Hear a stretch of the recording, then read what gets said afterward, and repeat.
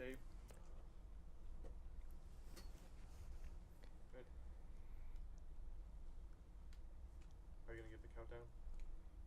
5, 4. Hello, I'm Ryan Jang, and this is my special guest Brandon Wong here. What a show we got for you guys tonight. And we're going to talk about theater. So let's get started. So Brandon, what is theater? Theater is it's live performance, whether it's acting, dancing, music, or a combination of all that. And yeah. I never really understood what theater was back then. I just thought of it as people just doing like Romeo and Juliet type of stuff. Yeah, that's true. All right. So can you explain like what theater involves? Theater involves, like I said, dancing, music, or acting, or but on the production side, there's a lot of rehearsing, of course, and a lot of the reading of the script. I do a lot of script reading over and over again, despite how much I've memorized it already. I read a lot of it, and so it's a lot of preparation. It takes a lot of work and memorization. Exactly, it does. So anyway, what can you tell us what makes good acting for an actor? Like when you observe someone. That's a hard question because it's like there's two different avenues, two different perspectives. There's watching good acting. You have to.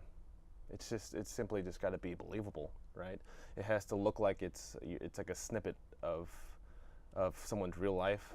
You're peering into a window of someone's actual life, and so it should look like that. You shouldn't be distracted by bad acting. If you're distracted by bad acting, then you can tell it's bad acting. Like the Step Brothers by Will Ferrell, that was pretty believable. I guess. Yeah. I mean, yes, you're right. So, basically, what got you into theater? Back in high school, senior year, you were there. Yes, I was. Yeah, we went to school together. Yeah.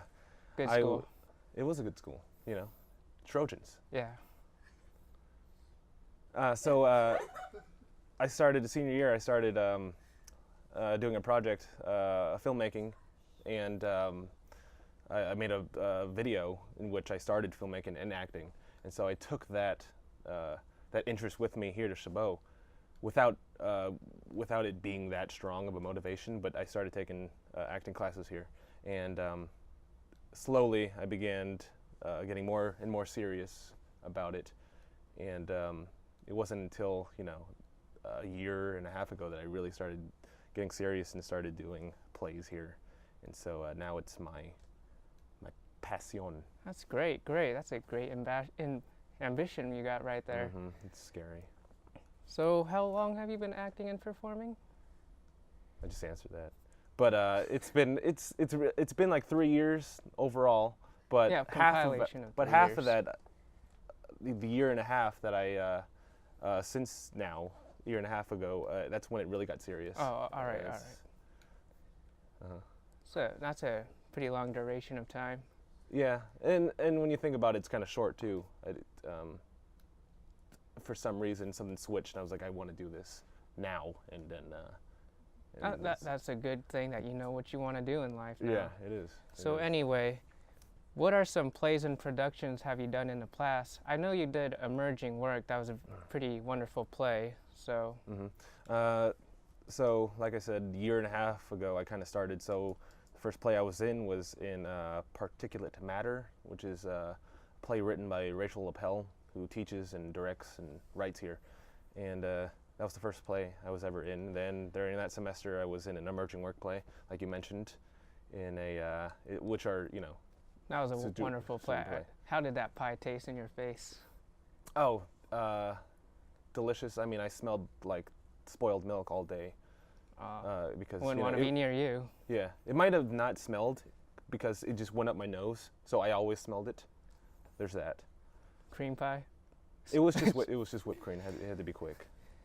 So, you know, what are some? I know actors do a lot to get themselves prepared before shows. So, what are some exercises that you can probably teach us if, say, if I want to be an actor tomorrow? Couldn't do that. Oh, that But, doesn't work. Well, as an actor, your whole body, you know, is a tool. So you got to sharpen every single one of those tools. I'm not going to show you the physical ones right now, but what we do, you have to do a lot of articulation. You know. You can probably do one sitting down right now if you know some. Yeah. Well, with your mouth, you got to make sure it's, you know, ready to speak and not fumble with words. And so some articulation exercises, you know, a go-to one for me is the butta gutta.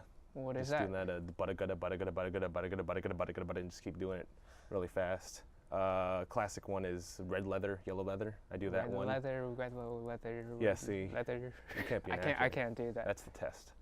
It's red leather, yellow leather, red leather, yellow leather, red leather, yellow leather. It's just really fast. It gets your tongue and your It's mouth almost like- stretched out. It's almost like a how now brown cow, huh? Yeah, but I don't do that.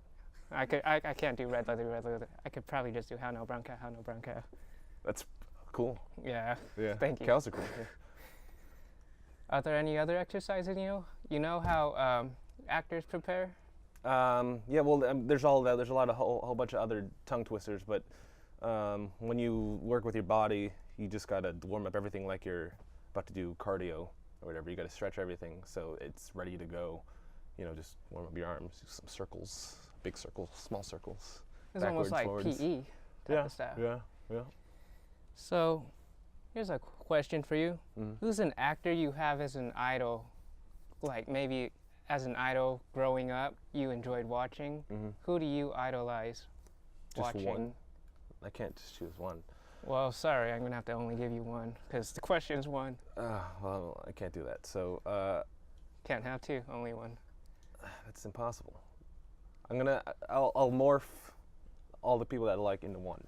So if I were to have one, it would be an assemblage of a lot of the method actors, the really who started within the method, which is like you know, Al Pacino and De Niro and all that. And one of my personal favorites is Daniel Day-Lewis. Did a great job with Lincoln. If it was one person, it would be people like that into one. Yeah. So like if they all had a baby together and Yes. morph them into one person, they'd be like Yes. a super exactly. actor. But they wouldn't. Yeah. I see what you're doing there. That's great. So, to wrap things up with my guest Brandon Wong here, do you have a site or location for fans to get a hold of you to view your acting? Maybe if they want to get an autograph or maybe an 8x10 picture?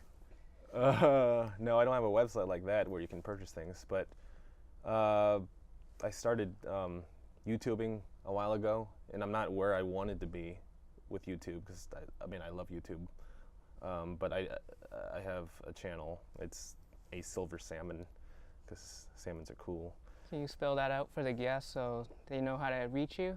Yeah, it's an A, the letter A, and then silver, like the color, and then salmon, which is spelled salmon, S-A-L-M-O-N, if you didn't know. Salmon. But I pronounce it salmon.